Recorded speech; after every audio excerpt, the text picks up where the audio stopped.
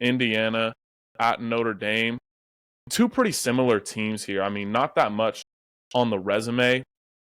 You look at it, and like you said, Notre Dame best win against Army, their only ranked win. And Army's probably not ranked after they just went and got walloped by Navy, so probably no ranked wins on the schedule at the end of the day. And then they lose to NIU. Now, like as fluky as that game might have been, you still showed the ability to lose to NIU, which is really, really poor. Indiana, conversely, their loss is really good. They lost to Ohio State, even though they kind of got blown out. Two special teams touchdowns in that game, so probably a little bit closer than the final score indicates there.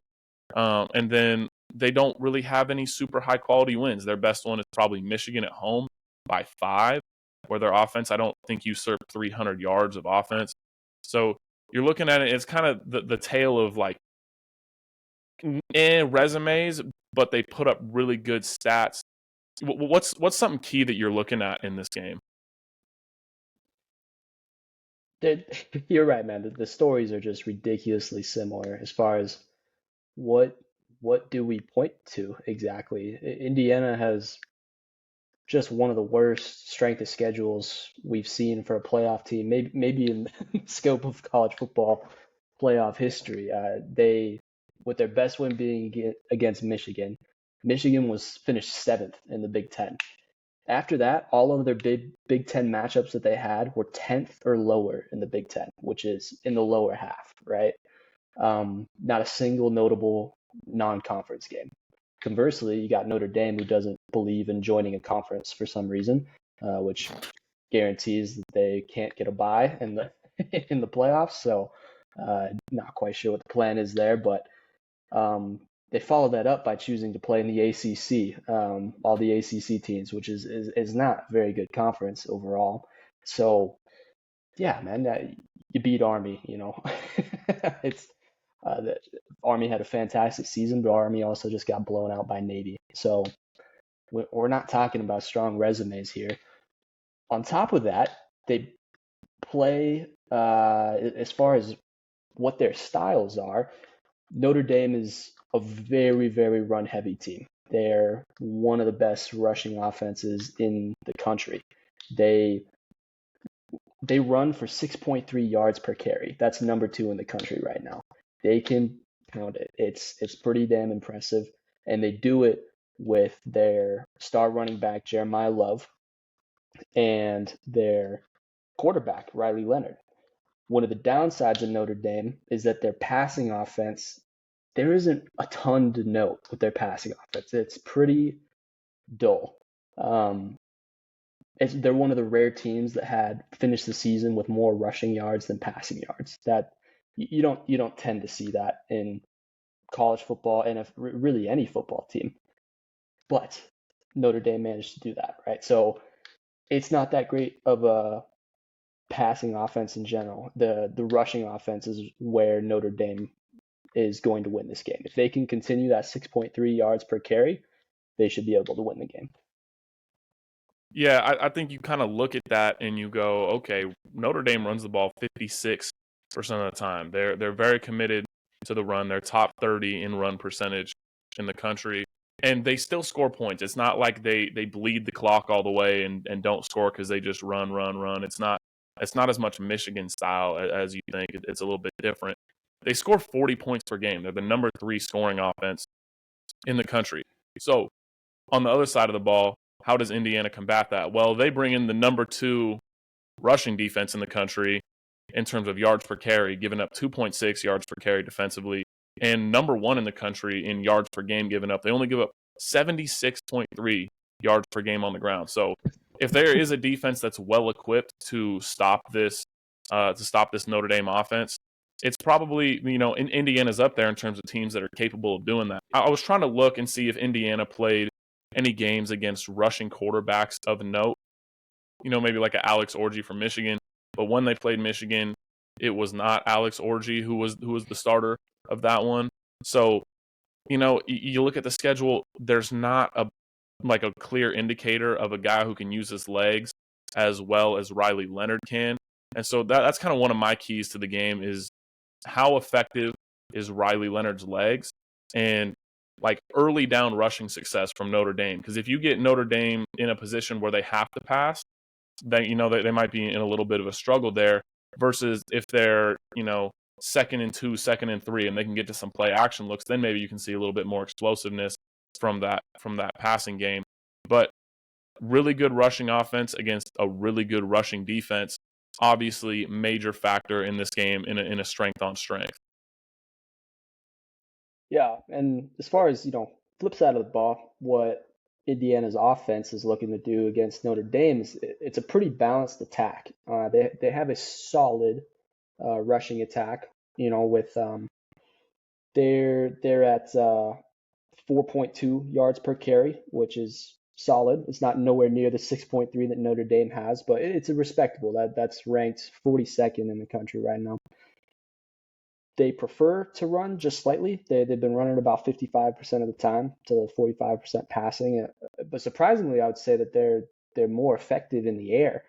When they decide to throw, they're fifth in the country in yards per attempt at 9.2, and they it, their pass protection is pretty solid. They only allow 1.6 pass sacks per game. So overall, they can protect their quarterback, and their quarterback, Curtis Rourke, who had a phenomenal season, throwing 27 touchdowns and 4 picks, is able to kind of dish it to a receiving core that's pretty much a committee of quite a few different guys that are playing, somewhat relevant roles, but no one necessarily that's leading the pack by a wide margin. So it's a passing attack that is effective because Curtis Rourke can dish it to his committee of wide receivers. So overall, Indiana is looking to make a balanced attack against this Notre Dame defense. Yeah, absolutely. So Indiana, they complete passes at the number 10 percentage in the country. Very high pass completion percentage. They get the ball out, they catch it when they throw it, so they stay on schedule. Notre Dame is the number 1 defense in the country in terms of completion percentage. So once again, strength on strength. Like that's a theme of this game really, is there's a lot of strength on strength here, and these teams are just statistically strong in a lot of areas. I think that's going to be huge too, is whether or not Curtis Rourke is able to get the ball out quickly, if he can find his guy quickly. Because if he gets into a spot where Notre Dame's defensive line can start to get to him and affect him in the pocket and keep them behind schedule, make them start airing it out a little bit more, I think they could put themselves in a spot where they start struggling. One of the things to me is you look at Indiana against their best defensive opponents, and against Ohio State, they only gained 156 yards on offense, and they only scored 15 points. You look at what they did against Michigan, under 300 yards of offense, only scored 20 points. I think they had about 40 yards of offense in the second half, and I think it was pretty much all on the drive that ended up closing out that game for them. So they haven't looked great against really, really good defenses, and so that's definitely something to be concerned about. I mean, you look at it on the flip side, though, Notre Dame, they haven't played opponents as quality as Ohio State, and opponents like Louisville, like they only beat them by 7. So it's hard to overstate the lack of quality teams that these teams have played. They played one ranked team between them the entire season. Something else that stood out to me, both these teams are top 5 in turnover margin. So you look offense, defense on both sides of the ball, and then I started looking more into like, okay, so on the margins, turnover margin, obviously the biggest indicator of winning and losing. Well, both are top 5 in turnovers. So if you see a big turnover swing one way, obviously big key to this game. And then another thing to me is in the red zone. How successful are we in the red zone? Well, Indiana is the best team in the country in the red zone. They score 96.5% of the time they get in the red zone, 62 out of 66 times. 54 of those were touchdowns. So when they get in the red zone, they score touchdowns. Not only that, their defense only gives up 58% touchdowns in the red zone. They give up 82% scores, but only 58% of the time that teams get in the red zone does Indiana give up a touchdown, and that's top 5 in the country. You look at Notre Dame's offense, 84% in terms of red zone scoring percentage. That's about number 75. So you look in the red zone leans heavily towards Indiana. And that could obviously be super super important because 7 versus 3, really big deal. Yeah, absolutely. Overall, I think what comes down to this, who's going to win this matchup and why we'll pick who we pick is what do you believe in? We've talked about a lot of stats, and we talked about how it's kind of hard to determine how relevant these stats are given how weak their resumes are, right? When it comes down to it, I believe Notre Dame has one of the best rushing attacks in the country. It's hard to get that many rush yards a game, be that effective on the ground with that many guys toting the rock, right? So I believe that Notre Dame definitively has an advantage in the run game. I also believe that Notre Dame's defense is one of the best in the country. So overall, I think Notre Dame is able to handle Indiana. I like Indiana. I think they're a very balanced team. At the end of the day, I just think Notre Dame, I believe in more, and I believe has a more talented team, and they're at home. So overall, I think Notre Dame wins this game. I think they cover the spread, and they go on to play in the next round. Yeah, when I dive into the stats super far, sometimes you kind of lose sight of just eye test and who is just the better team. And sometimes that's just something that stats are not going to be able to tell you, specifically in college football, where, these teams are not playing the same teams every week. They're not playing the same opponents or quality of opponents. And even down to third down conversion rate, Notre Dame tends to struggle on third down. Indiana defensively, really good on third down. All that being said, I agree with you that Notre Dame is the more talented team. I think from watching these teams all season, I like Notre Dame more.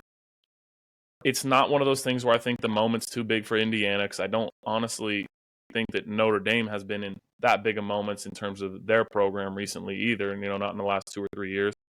And yeah, I like Notre Dame. Interesting thing to note here is that Indiana, Notre Dame, obviously both in Indiana. It is a home game for Notre Dame, but I expect Indiana fans to show up in bushels. But my favorite bet of this game is going to be under 51. I expect this game to be kind of a rock fight. A lot of just field goals in the red zone for Notre Dame, but Indiana not able to move the ball that well. My final prediction for this game is going to be Notre Dame to go ahead and take care of business in this one, 23-17. That would mean they don't cover the spread, but I'm not super confident in picking this spread either way. Like I said, favorite bet on this one is going to be under 51. Yeah, I think I agree with you. I like the under on this one just because of how good Notre Dame's defense is. And I still, respect what Indiana is able to do. They've statistically had a very good defensive season. I think it's a little more fraudulent just given their schedule is somehow even worse than Notre Dame's, but it's still a damn good defense. So gotta give credit where credit's due. At the end of the day, it really just comes down to we're finally gonna figure out which team is fraudulent and which one isn't. Um, to be honest, I think this could be a Notre Dame blowout here.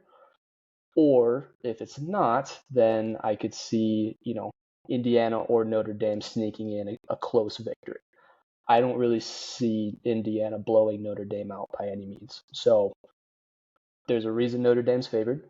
And while I think Indiana has a chance, I still think we gotta give credit to Notre Dame for, just I think having a slightly better season and being at home and having a better, just a more convincing rushing attack.